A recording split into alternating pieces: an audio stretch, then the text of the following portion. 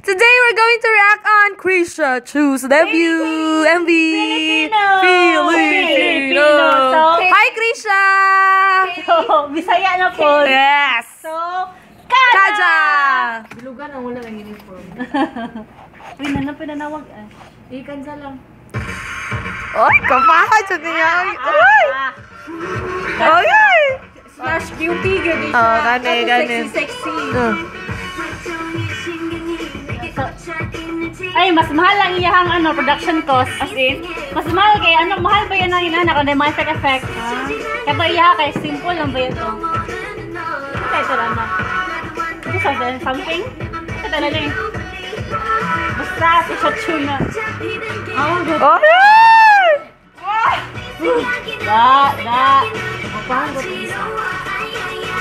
Filipina kaya na. Taga Cebu. Lahat mo isang peg na pagkagwapa. Seductive man ka tayo. Ay, nakakit mo ganun siya. First year. Trouble. Kapila ka siya sa K-pop star? Second. Second sila.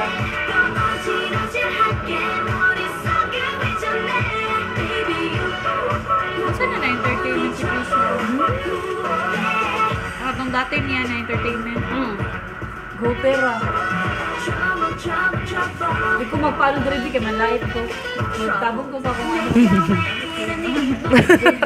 Mas mahal ang iyang production cost. Nga no, second, good siya. Katong babae ka nila, kapilang to. Kaupan sila, uy. Kaupan sila. Partner sila, tama. Second, ito sa masukong. Masukong eh. Sukong ang kami.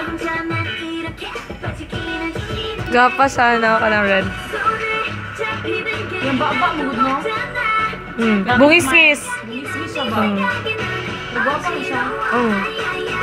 Dili ko niya. Tama, may gusto pangit. Walay pangit ko. Bawal, ang soya pangit direct. Mga idol na mo ni. Baon, wapa siya ba?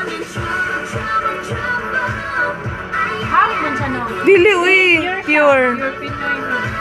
So, dara-dara, di ang pegani. Si dili man. Di ba pure Pilipinas? Ay, Wala dito ako. Baliktad sila. Di siya ka palang Tagalog. Bisaya, manggani. Masuko lagi na yun. Masok ko siya bigay. Yan na sa kalagitnaan kapag react niya.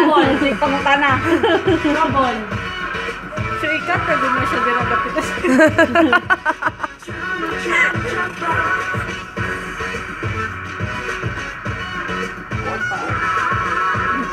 Buti ito yung crush doon. Mabuti no, ang guwapa na. Guwapa na. Ikaw po si Katie.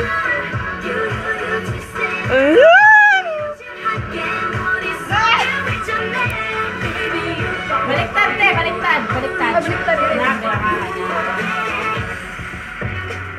Gapa kasi.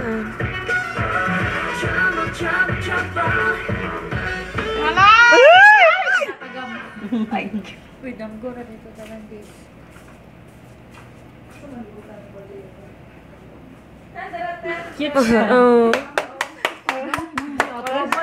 Krisha! We're so proud of you, you know. Ay, kasi nga si ano. Guwapa kay ito. Kasabot pa siya Bisaya. Oo, Guwapa kay ka daw. Yes! So, that was Krisha Chu Trouble. Trouble! Bye! Uy,